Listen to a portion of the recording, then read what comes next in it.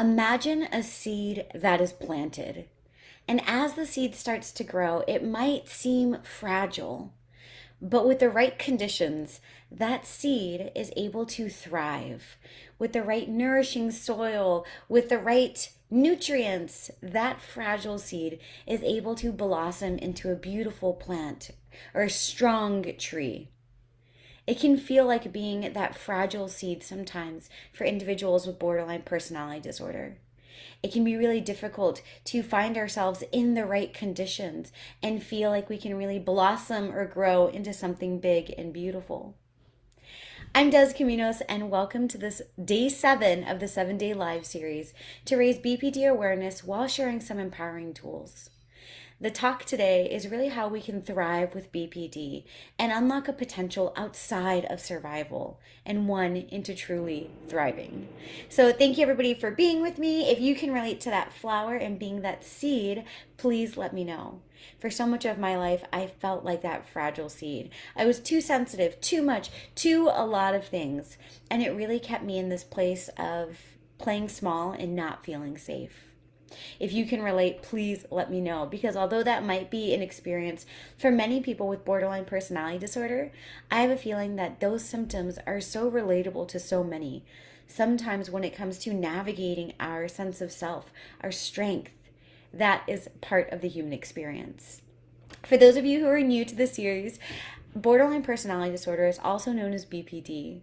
BPD is a mental health condition that is characterized by intense emotions in relation to others. A lot of the symptoms that come with being borderline personality disorder are a direct result of those conditions that we had. There are some biological and precursors in terms of our brain development. However, it's really in that nurturing space of growth, just like that seed of fragility, where BPD can really start to come off in terms of some behavioral actions, behavioral ways. In some ways that BPD can really show up, some of the symptoms, some of the criteria that we meet in that is having a distorted sense of self, extreme intense fears or imaginized fears of abandonment, self-destructive behaviors, self-harm, difficult time regulating emotions. So again, even though these are criteria for borderline personality disorder, raise your hand if you've ever experienced fear of abandonment. And trust me, I can feel you raising your hand even in the replay future. Take a breath if any of that resonates. Talking about intense fears of abandonment, distorted sense of self, self-destructive behaviors, or BPD can oftentimes feel really heavy. But the truth is, it doesn't have to be. BPD, mental health, it doesn't have to be something that's taboo or stigmatized. It can be something that we can all talk about. Just like we talk about maybe having stress or anxiety. Think about how different the world would look. How different would your life look if you felt comfortable and safe sharing all parts of yourself with the world, knowing that you weren't going to be judged, that you weren't going to receive any backlash? How different would your day-to-day look? This series is really here, like I said, to raise BPD awareness while sharing some empowering tools, because I am here to be a part of the movement that is breaking down mental health stigma and talking about it in a way that is exploratory, that is safe, that lets us put on our discovery hat. I'm here to be a part of the movement that is making mental health resources available for everyone. So if you've ever struggled with intense fears of abandonment, chronic stress, distorted sense of self, self-destructive behaviors, take a breath, because you are in a ride. You're in for a ride. So coming back to how we can really thrive with a life of borderline personality disorder, or really any mental health thing that we're experiencing, is one, we really have to be able to break down the stigma that's around it. There's so much stigma when it comes to BPD. And when I was first diagnosed in 2014, it was a journey. I immediately did what my therapist told me not to do, and I Googled borderline personality disorder. And I learned of so many false things. I learned that there was no effective treatment, that people with BPD were erratic or manic. And the truth is, those are stigmas. Those aren't facts, but rather myths. And if you want to bust those myths, please check out my day 1 video of the series. But when I saw all of that on the news, when I saw all of that in the media, I felt the stigma. It really created a harder life for me already, because I thought, what's the point? What's the point of seeking out treatment if there's no effective treatment? Maybe I really am crazy. it really made navigating my diagnosis extremely difficult. I stopped going to therapy for a few years, and I really found myself falling into a deeper space of isolation. Has that ever happened to you? Where maybe you've gone in with hope and excitement, and then your feelings or your thoughts were dismissed or squashed, and as a result, you just found yourself kind of slowly caving back in, because that was me. And I think that is the journey for many people that I've met, many of my clients who have experienced borderline personality disorder. If we can really break down the stigma that is around mental health and specifically around BPD, we can really start to create a safer journey of diagnosis for everyone. And it's in that space of safety that we can really start to unlock our full potential and move beyond a state of survival. Because when you don't feel safe, how do you feel? The thing is, when the brain and the body don't feel safe, we're going to get kicked off into that state of survival, and those chemicals are going to be being released in our brain that are going to be keeping us in that fight, flight, or freeze, keeping us in a chronic state of tension. And if you have any form of PTSD or trauma, oftentimes we do tend to hold that trauma, that chronic stress in our body, constantly regulating, constantly looking around, trying to anticipate the what ifs and the worst case scenario. I was really able to move a life beyond survival. And I'm really happy to say that I'm really thriving in my life despite having borderline personality disorder. It's been 5 years since I've had an episode, and it's been 6 years since I've been on medication. So I am sharing these tools with you because I want you to know that it is possible. BPD or not, I'm going to be sharing with you kind of 5 different ways to really start living a life of thriving, how to really move beyond survival. So the very first thing that I want to share with you is really being able to, for me in my journey of thriving, was I had to really start to figure out, where was my resilience coming from?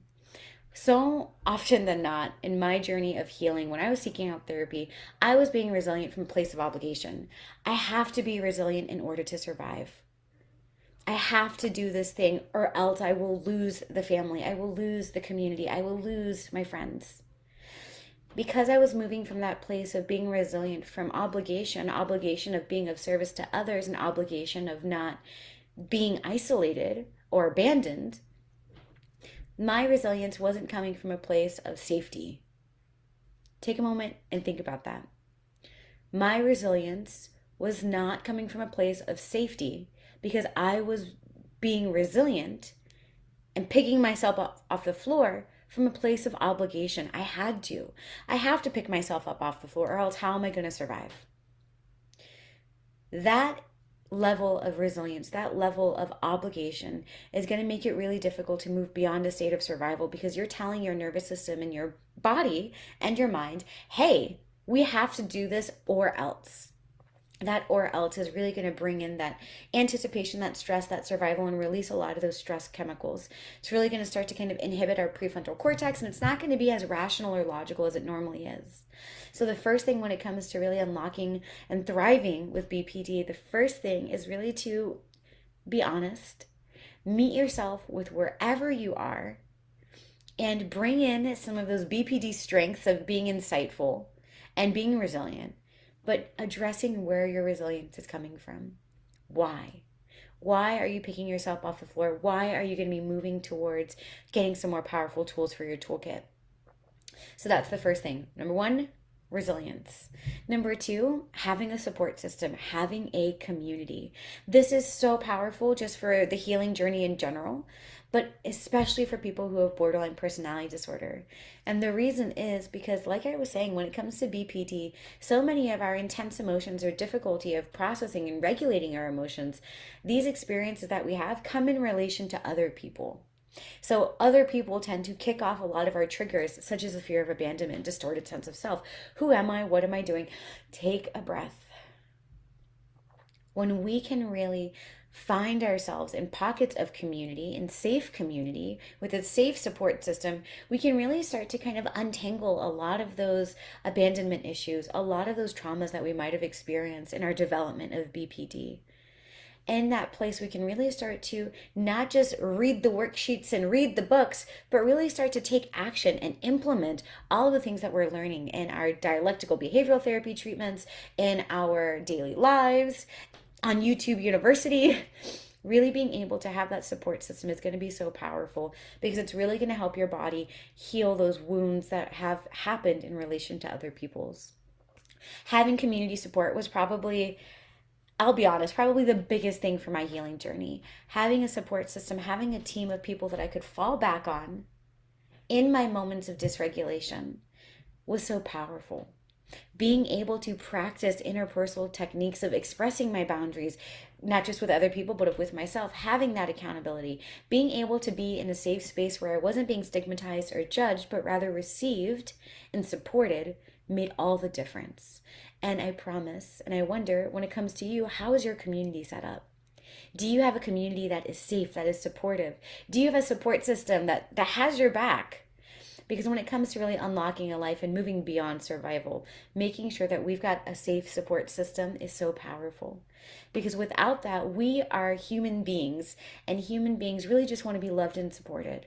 We have been created in terms of our ancestry and everything to be in pockets of community, to be in relation to other people. When we are feeling like we are being judged or stigmatized, or there are people out there who might not be supportive in the same space, it's going to make it really difficult for us to thrive. Because again, we inherently, biologically, just want to be loved and accepted. So if there's a part of us that feels like we might get isolated, that we might be disconnected from the community, that we might be kicked out of the tribe, that nervous system is going to start to respond with panic. It's going to start to overcompensate. Oh my goodness, we can't be kicked out of the tribe. We can't be kicked out of the community, because if so, how will we survive? So, in that space of being disconnected from community, we end up going back into a state of survival. And I know this can be really difficult, especially with people with borderline personality disorder, because that state of isolation is something that so many of us tend to fall back in. We tend to self sabotage or put other people away, especially if you've been told that you're too much or too sensitive. That judgment can really keep us holding people at arm's length. It can really make it difficult for us to feel safe around people. Also, because people with BPD really struggle with intense fears of abandonment. Oftentimes, that fear of abandonment can cause us to self sabotage, to push other people away, or to really avoid getting truly close to people. And again, if we're not being truly close and if we're not being our authentic selves, our survival, there's going to be a part of us that's always going to be in that state of hypervigilance, that state of worry, that state of fear. And think about it, whether you have BPD or not, when it comes to moving beyond survival and living a life that you love, a life you deserve, how would that feel for you? Would you feel in space of fear? Would you be in a worrying mindset? Probably not. So that's my second thing, is really to fall and find a community that is safe and a support system that is safe for you. So again, just to recap, we've got being resilient from a place of choice and not obligation. And the second one is community. The third thing that I really want to share with you is the fortune teller. The fortune teller. What I mean by that is really become aware of your fortune teller. That part of you that is predicting the future. That part of you that is, well, what's the point? This is what's going to happen. That fortune teller that is bringing in all of the what if scenarios, or the it's definitely going to happen.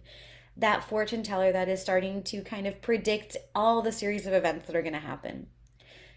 Be aware of your fortune teller, because your fortune teller is wonderful and magical and filled with wonder, but your fortune teller is going to be there to, again, probably try and keep you safe. It's going to bring in the what ifs, it's going to bring in the worst case scenarios, because it wants to make sure that you can anticipate and prepare for it. So that fortune teller is going to be there from a place of safety. But if you are focusing on the future, if you are allowing that fortune teller to run wild with worst case scenarios, then your body is going to be in a slight space of stress. Every time we go into a worst case scenario, our nervous system is going to respond with a little bit of tension. Okay, well, what if this happens? A little bit of tension. What if that happens? A little bit more. And next thing you know, we're in the state of chronic stress or chronic tension. And that might show up with lower back pain, tight shoulders, maybe a migraine. So really becoming aware of when that fortune teller is starting to go in your mind, and how is your body responding to it? What are the scenarios that your fortune teller is bringing in? And how can you step out of that space of the future and trying to predict the future and find that space of safety by creating a controlled environment of prediction? How can we really exhale, take a breath, and then come back? Because the fortune teller is going to be there to tell you all the worst case scenarios, but if you can find a way to really exhale and come back to the present moment, it's going to be so powerful. And so, hey Kurt, what's up? And so I really want to kind of fall back onto these three things: being resilient from a place of choice, not out of obligation, finding a safe and supportive community, and really being able to find that exhale and become aware of when your fortune teller is trying to predict the future and bringing in all the worst case scenarios. The fourth tip that I want to share with you on how to really thrive with borderline personality disorder, or just move beyond a state of survival, is once you have that awareness of the fortune teller, a great way to combat that awareness is to really just bring in the act of mindfulness. And I know that mindfulness can be really annoying. For myself, when I first learned of mindfulness, I'm like, this is dumb. But it can be such a powerful tool and technique. And I want to talk about it coupled with checking the facts. Hello, Teresa from Barcelona. Hola. I'm so excited to be here talking to everybody on this platform, from people from Barcelona to, Los Angeles the day after a wedding. It is so powerful to be here. So thank you for being a part of this community space with me. And bringing in an act of mindfulness can be so powerful, even if we're just trying to regulate our emotions. Whether you are someone who experiences intense or explosive anger or intense and explosive excitement, take a breath, because that's normal. Sometimes it can feel like we're on the seesaw of life, jumping from highs of excitement and wonder and magic to lows of shame and guilt and anticipation. Being able to practice mindfulness is going to be a beautiful way to really start to balance out that seesaw, which can be really powerful, again, because people with borderline personality disorder have a difficult time regulating their emotions. So, coming back to the fortune teller and how we can really bring in the act of mindfulness into this is, when you catch yourself predicting the future, come back to the now. What can you be aware of in the present moment? How can you engage your nervous system from a place of safety? Maybe you can rub your fingers together. Try it right now. If you rub your fingers together like this, can you feel the ridges on your thumb? Can you feel the ridges on your finger? What does it feel like? Really being able to tell the mind and the body that we are so safe that we can come back and focus our attention on one thing is going to move you out of that state of survival. And it's also really going to start to kind of rewire and repattern the nervous system. Whereas before, maybe you would have responded with explosive anger or lashing out or shutting down, numbing, disassociating. Bringing in that act of mindfulness is so powerful. And I talked about kind of combining it with these two things, which is really going to be where the final two steps come from in regards to these 5 ways to really move beyond survival. And bringing in that act of mindfulness is going to be so powerful when we are able to check the facts or check the reality. This is something that is a big thing in dialectical behavioral therapy, which is a form of treatment that was created for people with borderline personality disorder by a woman named Marsha Linehan. But checking the facts can really bring you out of fortune teller mode, out of survival, and back into the grounded reality. Our mind can go a million miles an hour. Let me know in the comments how fast your mind you feel like it goes, because mine, I feel like, can go 1,000 miles an hour. But when we are going in that analytical mind, it's so easy for us to start spiraling out, not just with what if scenarios, but really with maybe self-destructive thoughts, such as, I'm a loser, why did I do that? I can never get this done right. If you've got an inner critic who is quite nasty, take a breath, because you're not alone. My inner critic can be really, really loud. And there's so many different ways that I can kind of help you navigate your inner critic. And if you'd like some one-on-one support, just drop a purple heart in the comments and I will reach out to you with a couple of different toolkits that you can bring in. But for everyone who's watching right now, checking the facts is going to bring your inner critic back to the reality. Oh, I'm such a loser, like this happens every time. Take a breath. Does it really happen every time? I lose my keys, and that's a great example of when my inner critic really tends to shout out. Losing my keys tends to be, was a really big trigger for me. That simple act of just losing my keys, because it triggered this distorted sense of self that I had in my BPD state. It would bring me into that feeling of self-destructive thoughts, of intense emotions, of disappointment, shame, guilt, lack of responsibility. You name it, my mind was telling me all about it. But if I could check the facts, I do this every time. Take a breath, Des. Do you? Because I'm pretty sure we drove to the store yesterday and we didn't lose our keys. Are we trying to change the reality that we are in to fit the experience that we are experiencing? Being able to check the facts and really say, is this the reality? Is this the fact? of what's going on? Or am I creating a narrative? Am I creating assumptions to validate how I'm experiencing this moment? I know it can be really, really annoying. I hated checking the facts because I'm like, well, you don't know because I know these other things. And the truth is, maybe you do and maybe you don't. But really being able to treat each experience that you're going into as something new is going to be a great way of, again, moving you out of a state of survival and into one of thriving. So, just to recap, because I know the keys at the end got a little combined and kerfuffled and mixed and matched, but the ways that I really want to share with you on how to live a life beyond survival and really thrive with BPD is one, remember that you are resilient and to step into that resilience from a place of choice, not of obligation. To pick yourself up off the floor, not because you have to or what else is going to happen, but because you want to get up, because you want to thrive, because you want a life more than what you have now. You want emotional regulation. You want safe love. You want to overcome your triggers of abandonment. Connect to your why and remember that you're choosing to be resilient. The second key that I shared was really to tap into community and to find that safe support system. Because again, especially with people with BPD, our triggers, our wounds come in relation to other people. So it's really powerful to heal those wounds in relation to others, to really have the accountability and to be able to get some real life example of practicing distress tolerance techniques and interpersonal communication. How are the things that you're learning about yourself? How can you really start to apply them in the real world? And having a safe space to do that is going to be so powerful. The third thing that I shared was really just becoming aware of your fortune teller. When is that fortune teller starting to predict the future, and how many what if scenarios are they starting to bring in? And how can you really ground the fortune teller and say, thank you so much for predicting the future and trying to keep me safe, but I'm going to come back to the now. Really grounding yourself in the present moment. And so being aware of when the fortune teller comes up, a great way to navigate that and to get in the now is the key number 4, which is to practice mindfulness. So whether it's physical sensations of rubbing your fingers together, exploring the different sensations in general, like what can you see? Can you see 10 orange things? What's the loudest sound that you can hear furthest away from you? It's really going to remind your nervous system that you're safe, again, shifting you out of survival while grounding you in the present. And the fifth thing is really checking the facts. Check the facts of what's going on right now. Are you creating stories? Are you creating assumptions to validate the experience that you're having?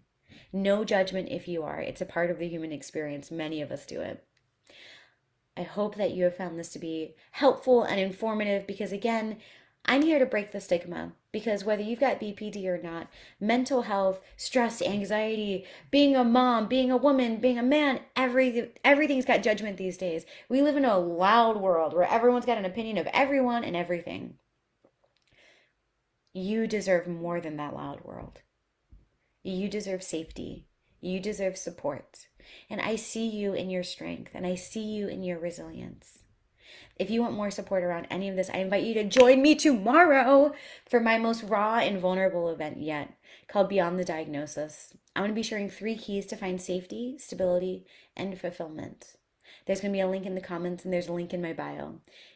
I'm Des Caminos, and I'm here for it all. If you've got questions, don't hesitate to reach out. I'm here to be the resource that I wish I had had in my journey of personal growth and healing. If you know of anyone who can benefit from this series or from the event tomorrow Beyond the Diagnosis, if you know of someone who is struggling with a distorted sense of self, intense fears of abandonment, self-destructive behaviors, regulating their emotions, or just someone who's trying to find safety, stability, and fulfillment, please share the link with them because we are all in this together. And the truth is, together we radiate, together we rise.